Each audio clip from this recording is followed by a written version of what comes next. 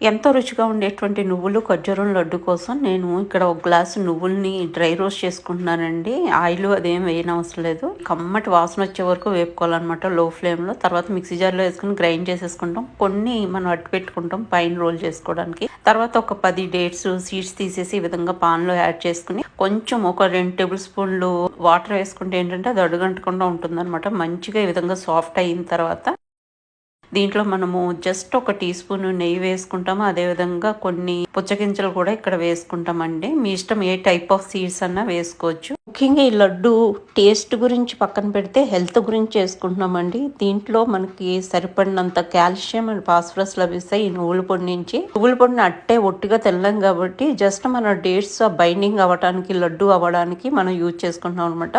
కొంచెం లైట్గా మనకి స్వీట్ తగులుతూ ఉంటుంది ఆ డేట్స్ మూలంగా. ఇప్పుడు నేను మొత్తం అంతా ఒక ప్లేట్లోకి తీసుకుని ఒక టీ స్పూన్ తేనె కూడా